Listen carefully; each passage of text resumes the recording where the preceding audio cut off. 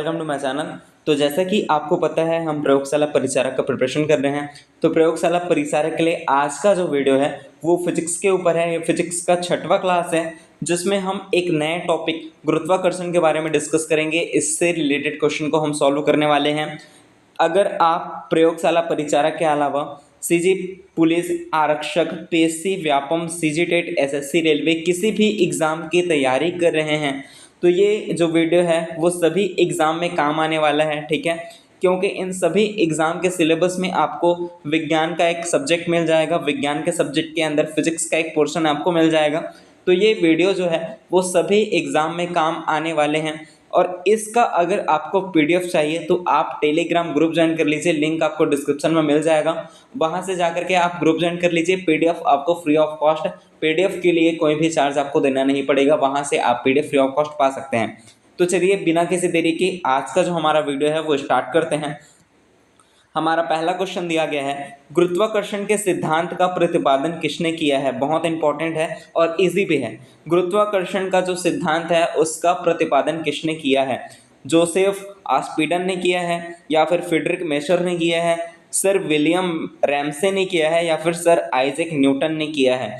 तो जो गुरुत्वाकर्षण का सिद्धांत है इसका जो प्रतिपादन किया है वो सर आइजैक न्यूटन ने किया है। ऑप्शन डी इसका करेक्ट आंसर हो जाएगा, ठीक है। आगे बढ़ते हैं। नेक्स्ट क्वेश्चन दिया गया है, क्वेश्चन है, एक वस्तु पर पृथ्वी के गुरुत्वीय आकर्षण को इसका क्या कहा जाता है। एक वस्तु पर पृथ्वी के द्वारा जो गुरुत्वीय आकर्षण लगता है वो इसका क्या कहलाता है। क्वेश्चन ध्यान से पढ़ेंगे। एक वस्तु पर पृथ्वी के गुरुत्वीय आकर्षण को इसका क्या कहते हैं। क्या उसे घनत्व कहते हैं, जड़त्व कहते हैं, द्रव्यमान कहते हैं या फिर शक्ति या फिर भार।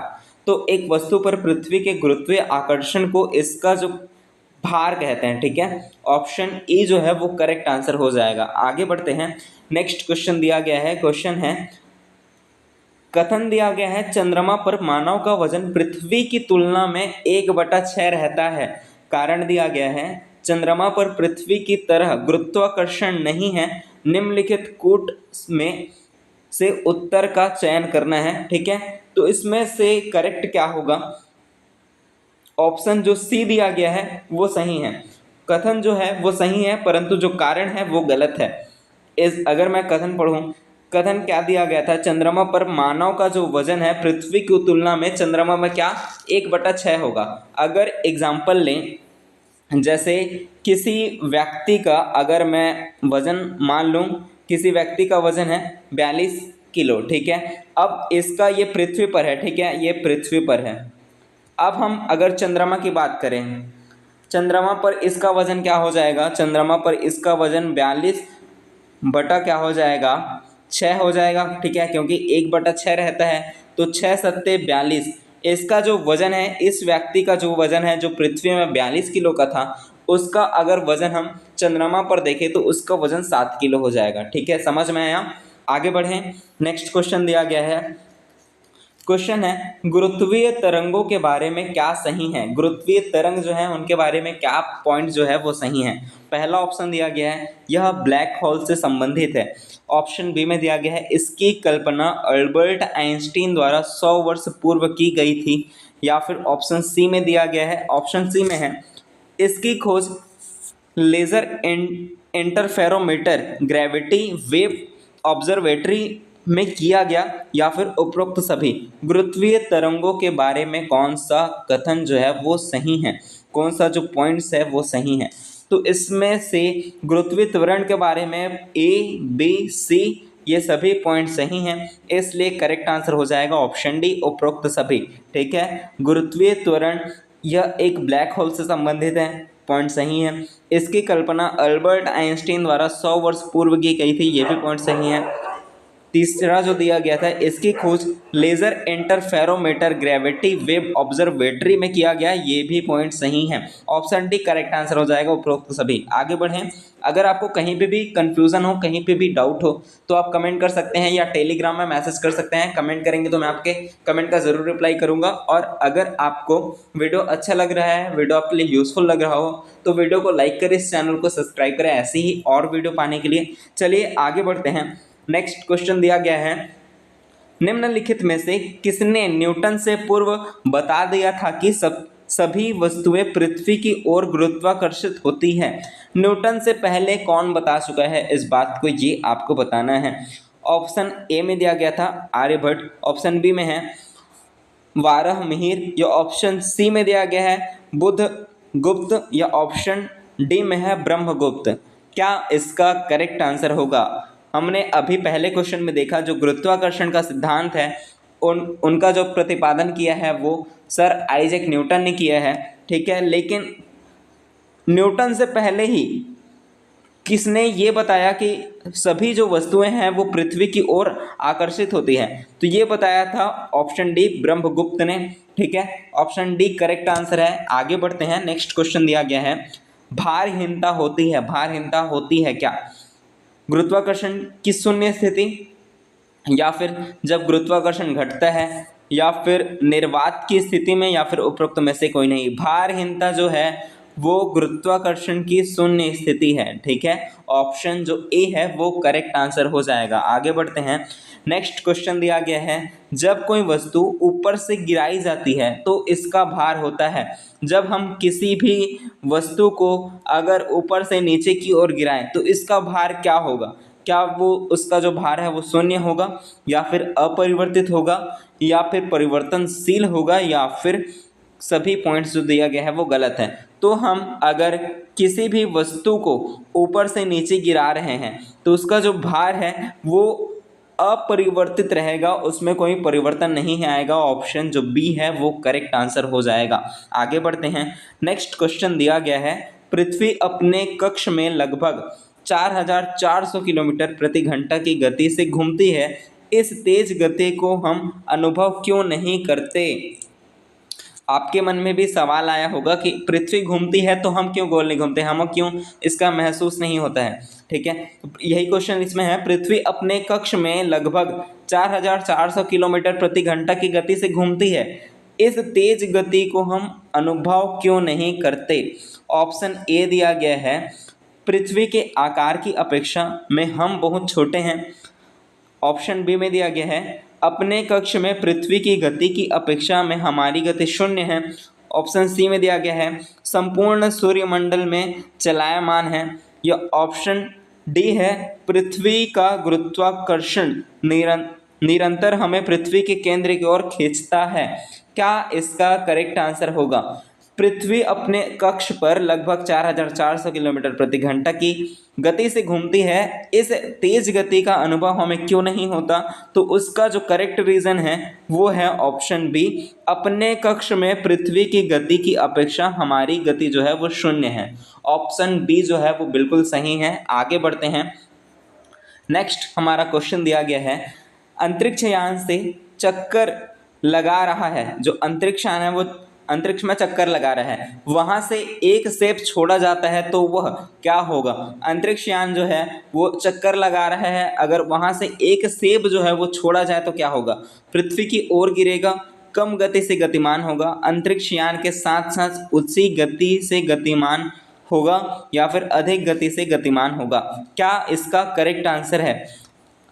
चूंकि इसका करेक्ट आंसर हो जाएगा ऑप्शन सी, यदि अंतरिक्ष यान से चक्कर लगा रहा है जो अंतरिक्ष यान, उसमें से एक सेब को छोड़ा जाए तो वो अंतरिक्ष यान के साथ साथ उसी गति से गतिमान हो जाएगा, ठीक है। ऑप्शन सी एकदम करेक्ट आंसर है। आगे बढ़ते हैं, नेक्स्ट क्वेश्चन दिया गया है चंद्रमा पर वायुमंडल नहीं होने का क्या कारण है? चंद्रमा पर वायुमंडल नहीं होता, इसका क्या कारण है ये आपको बताना है। यह पृथ्वी के निकट है, यह सूर्य से प्रकाश प्राप्त करता है, इस पर गैस अणुओं का पलायन वेग उनके वर्ग माध्य मूल वेग से कम होता है, या प्रकाश वेग का?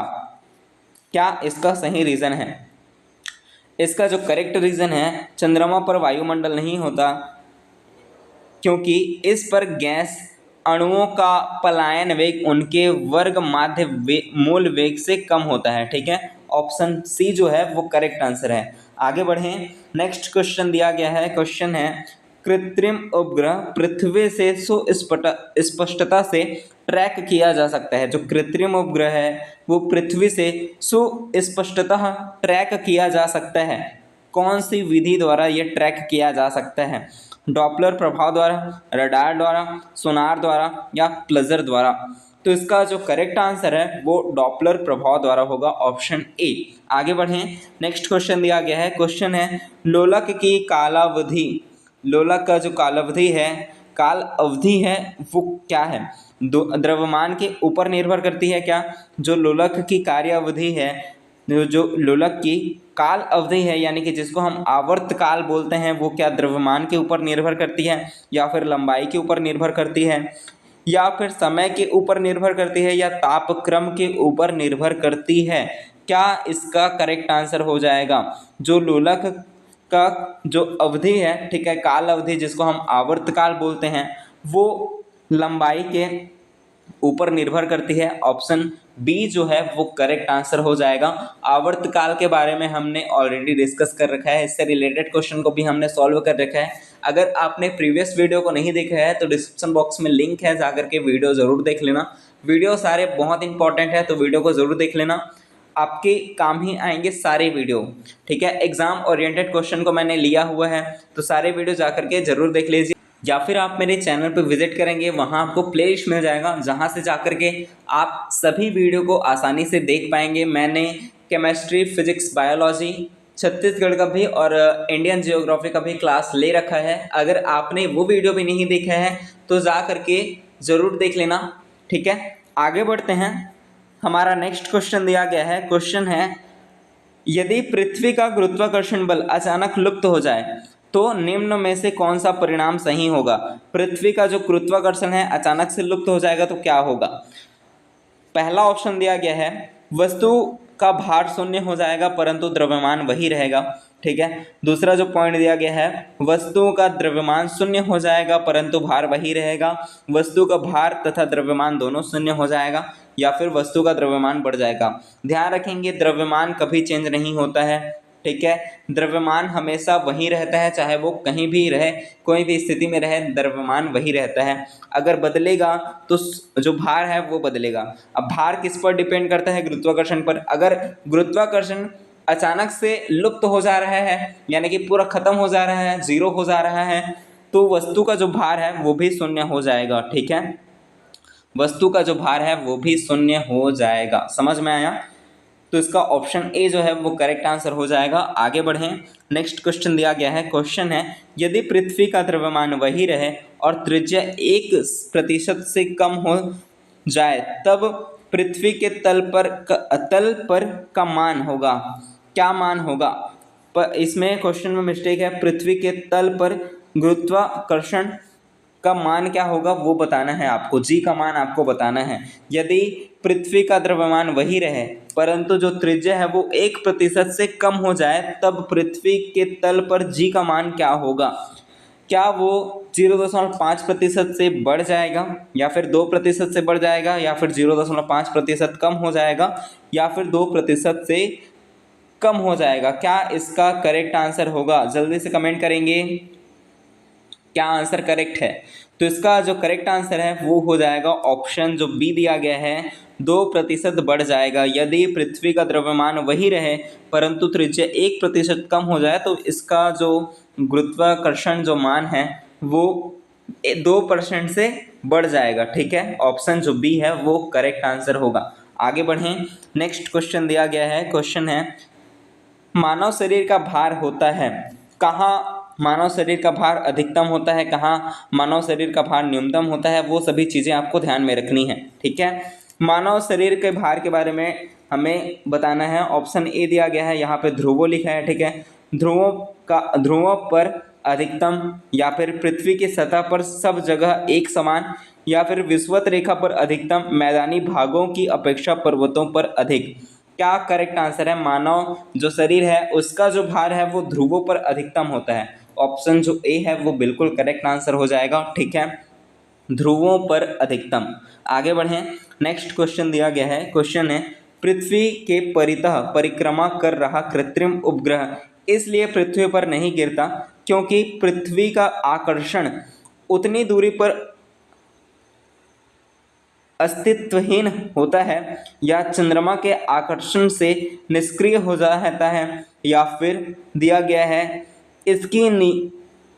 इसकी नियमित चाल के लिए आवश्यक गति प्रदान करता है, या फिर इसकी गति के लिए आवश्यक त्वरण प्रदान करता है।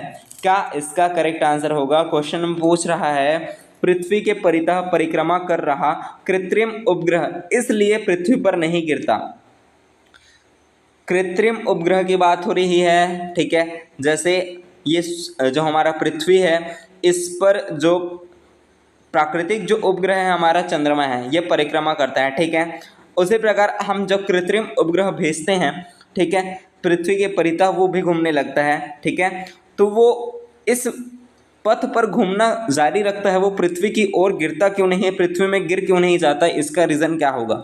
पृथ्वी का क्या आकर्षण बल है वो उतनी दूरी पर अस्तित्वहीन होता है, या फिर चंद्रमा के आकर्षण से निष्क्रिय हो जाता है, या उसकी नियमित चाल के लिए आवश्यक गति प्रदान करता है, या फिर उसकी गति के लिए आवश्यक त्वरण प्रदान करता है? क्या करेक्ट आंसर होगा? तो इसका जो करेक्ट आंसर है वो हो जाएगा ऑप्शन डी, उसकी गति के लिए आवश्यक त्वरण प्रदान करता है, ठीक है।